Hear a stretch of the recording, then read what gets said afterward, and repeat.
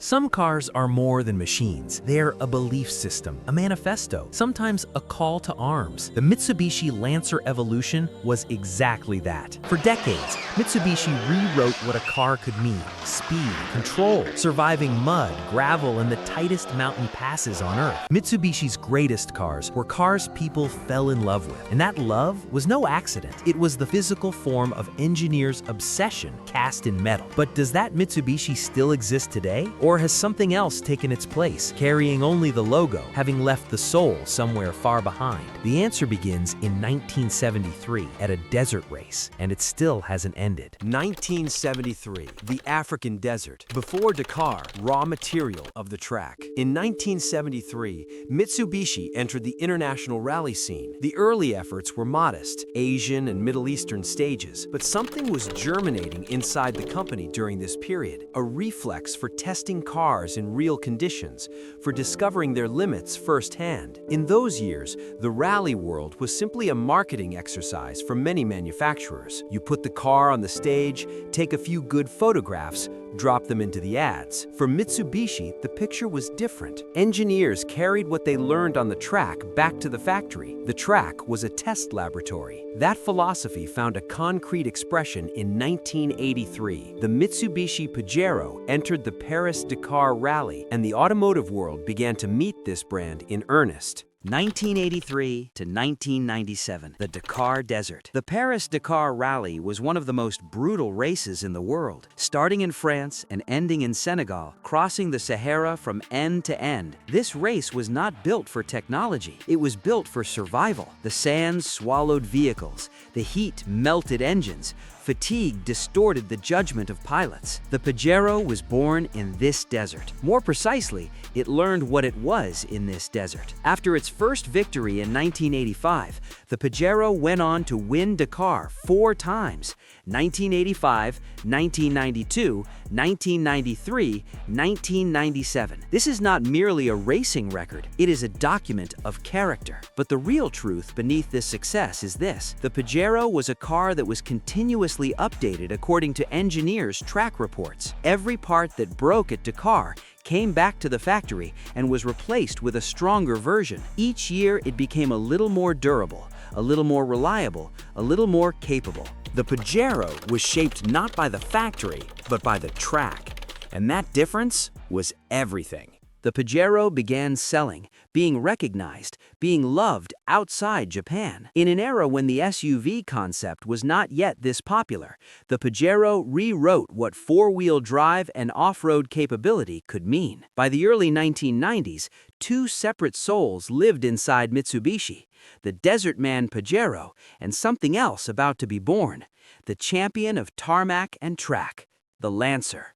1992, the legend born by accident, Lancer Evolution. 1992, Mitsubishi enters the World Rally Championship, the WRC, as a serious competitor. But to understand this decision, you need to know its background, because the story of the Lancer Evolution is actually born from a necessity. To compete in the WRC, there is a rule: homologation. A road-legal version of the race car must be produced and sold to the public. So if a company says, "We will race with this car," they must also sell a certain number of units to ordinary people. Mitsubishi chose the Lancer to meet this requirement. The Lancer at the time was a modest, middle-class family sedan, not a car anyone expected greatness from. Engineers transformed it to WRC specification: turbo engine, 4-wheel drive, strengthened chassis. The result was the Lancer Evolution. Senior management did not see this project as a strategic investment at first. It was an obligation, but the engineers thought differently. For them, this was the opportunity to do what they had long dreamed of: to build a Pajero for the tarmac.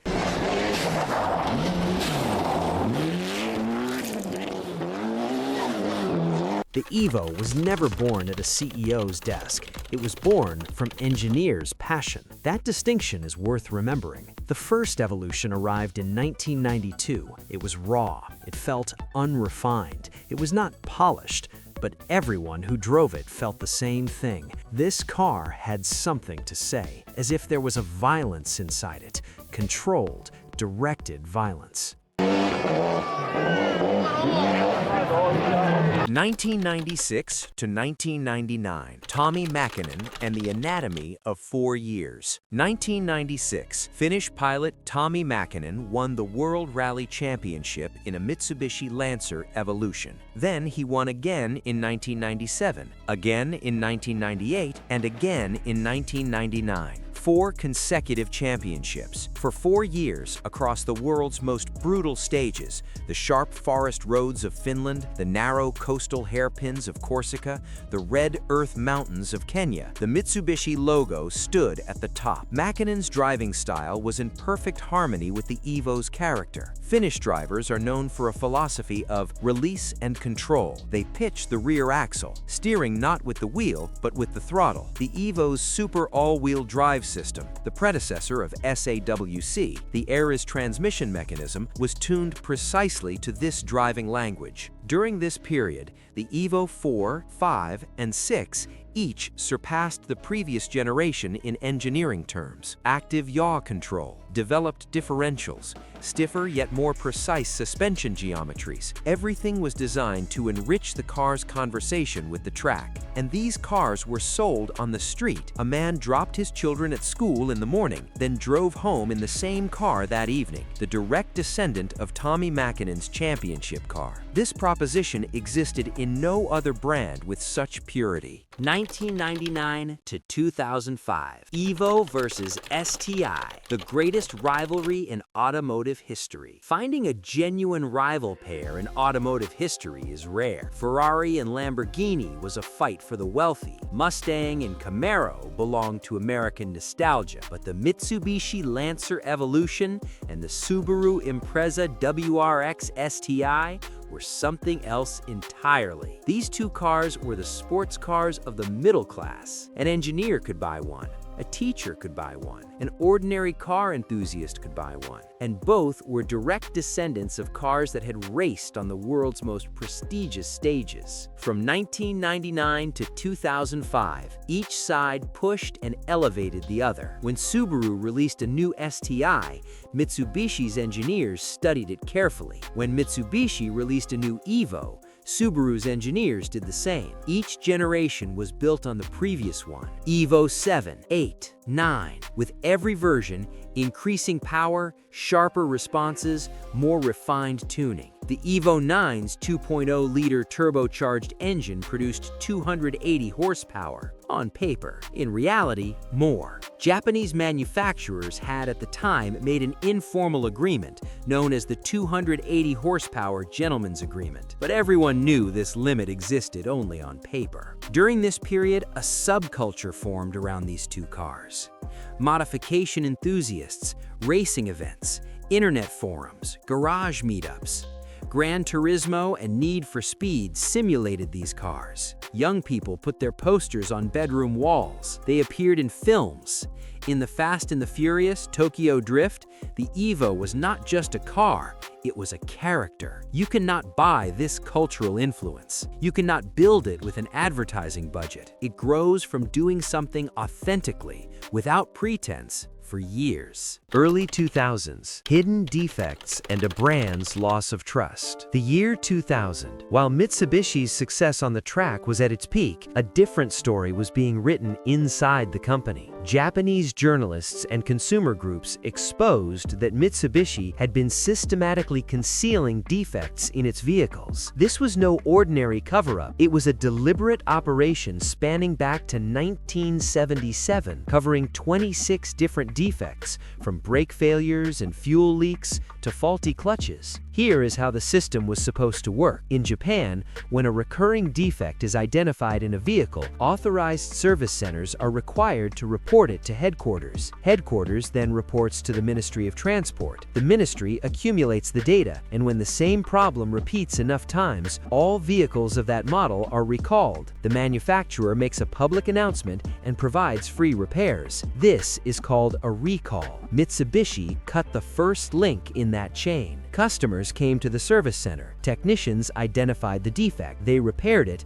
but filed no record. Instead of a complaint form, the internal file was stamped with the letter H, the first letter of Himitsu, the Japanese word for secret. Nothing was reported to the ministry. The customer left satisfied because the car was running again. But when the same defect appeared at another service center in another city with another customer, the same thing happened. Data never accumulated. The ministry remained blind. A recall never came. This continued for 30 years. When the scandal broke, the response was severe. In Japanese society, this kind of reputational rupture cuts far deeper than its Western equivalent. 24 employees, including President Kawasoe, were dismissed or arrested. Kawasoe bowed deeply at a press conference. "Illegal acts have taken place for a long time," he said. He was prosecuted for professional negligence resulting in death, found guilty, and given a suspended sentence, meaning he never went to prison, but he was convicted. Mitsubishi did not just lose money,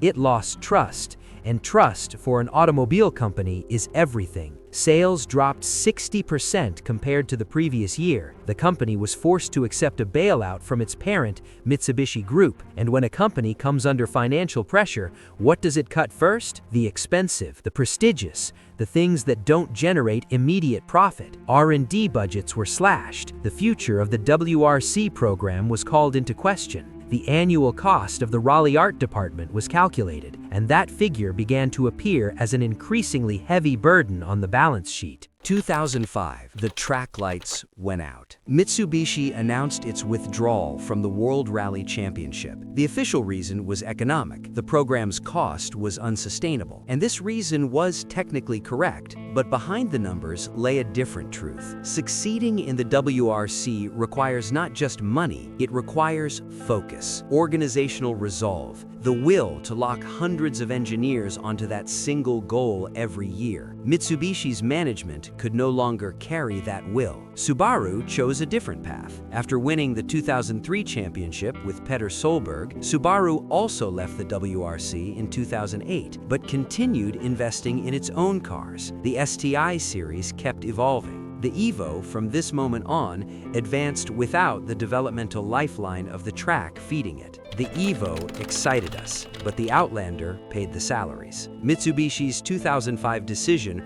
registered this sentence as the company's new reality. To understand the weight of this decision, consider the WRC program was not just a racing organization. It was the source that fed all of Mitsubishi's high-performance engineering culture. When that program ended, some of those engineers moved to other companies. Some retired. Some stayed at Mitsubishi but began working on different projects. The track was over, and everything born from the track began, slowly, to fade. 2007 to 2015, Evo X, both the most mature and the last. In 2007, the Lancer Evolution X arrived. Compared to previous generations, it was far more refined, far more comfortable, far more suited to everyday use. The new SAWC system, Super All-Wheel Control, was an advanced drivetrain distributing torque independently to each of the four wheels. In technological terms, the Evo X was the peak of the series, but something was missing. The raw, unrefined feeling of the earlier generations was gone. What someone driving an Evo 4 or VI felt was this. This car wants you, it speaks to you, it challenges you. The Evo X was more polite, more predictable. It was a more mature car. And perhaps a mature Evo was no longer an Evo at all. The market itself was also visibly shifting. The 2008 global financial crisis shook the sports car segment. People moved toward larger, more comfortable, more practical cars. SUV demand exploded. Crossovers occupied the top of sales charts, and Mitsubishi could read this wave. Outlander, ASX, Pajero Sport, these cars were making money, real money. The Evo, meanwhile, was a car appealing to a niche audience, expensive to produce, with low profit margins. In the company's accounting tables, the Evo was a problem. There was another wall on the technological side: emissions regulations. Tightening exhaust standards across Europe and Japan were making high-performance turbocharged engines increasingly expensive to develop. The cost of developing the next Evo in compliance with these rules was astronomical, and there was no longer a market large enough to justify that cost. 2015, Final Edition, and the anatomy of a farewell. 2015, Mitsubishi announced the Lancer Evolution X Final Edition. Limited numbers, special colors, additional equipment. The word final was not marketing, it was the truth. Those who bought the Final Edition knew this. It was a collector's piece, the last breath of an era. Dealerships took these cars and placed them behind glass. Some never left the showroom, bought not to cover 100,000 kilometers, but to donate to a museum 30 years from now. A car being bought as a museum piece is the most concrete sign that car has died. The Evo series ran for 23 years, 10 generations, dozens of rally championships, and throughout that time, this car was always the clearest expression of who Mitsubishi was to the world. With the end of the Lancer Evolution series, Mitsubishi began quietly placing its 4 WRC championships, its 5 Dakar victories, and decades of engineering heritage into the display case of history. The implication was that this heritage would no longer live in production, only on the pages of the past. 2016, Nissan, the fuel scandal, and a rescue operation. The year 2016 brought a double blow for Mitsubishi. First came the fuel economy scandal. It emerged that Mitsubishi had manipulated the official fuel consumption figures of its vehicles, both in testing procedures and real-world usage data. More striking still, the party that brought this to public attention was Nissan itself. Nissan stated that it had detected inconsistencies in the fuel data of a jointly developed vehicle. Critics still debate this. Why did Nissan go public? Why not inform Mitsubishi directly? The answer became clear in the weeks that followed. After the scandal, Mitsubishi's share price collapsed, and at precisely this moment, Nissan moved. It acquired a 34% stake in the company. The price paid was far below Mitsubishi's actual value. Official statements contained phrases like strategic partnership and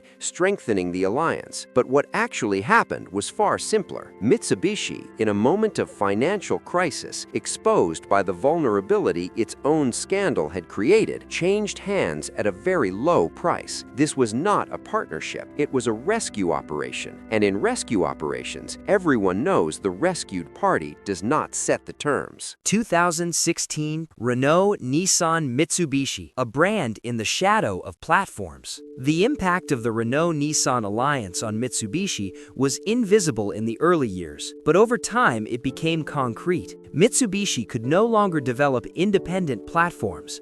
There was neither the resource to do so, nor the will. Instead, it began using the alliance's shared platforms. The most striking example of this decision was the new ASX. Unveiled in 2022, the ASX was technically a version of the Renault Captur. Same platform, largely the same mechanicals, different bodywork and different interior design. Under the Mitsubishi logo lay French engineering. Technically, this is a defensible decision. Platform sharing is common practice in the automotive industry. Toyota and Subaru share a platform. The Volkswagen Group builds dozens of models on the same foundation. This is not in itself a sin. But when you look at Mitsubishi's price tag, the question changes. If a car sold in the premium segment sits on another brand's mid-range platform, what exactly has the customer purchased? The logo, the design, or genuinely Mitsubishi engineering?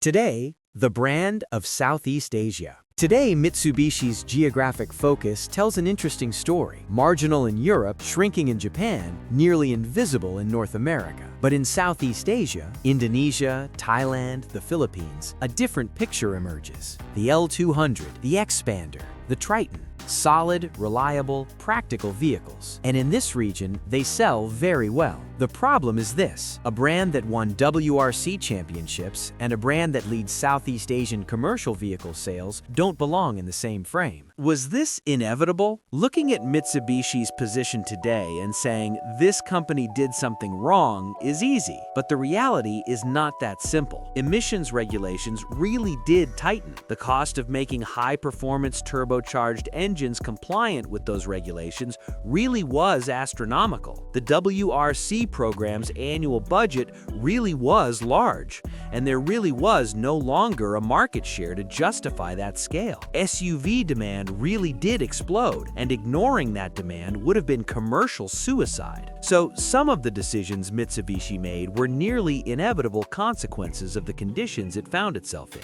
but some were not. The scandals of the 2000s were not inevitable. These were choices, ethical choices, and they were made badly. Mitsubishi didn't collapse, it survived. But to survive, it left some things behind. And when you look at the list of what was left behind, it becomes clear that none of it was accidental.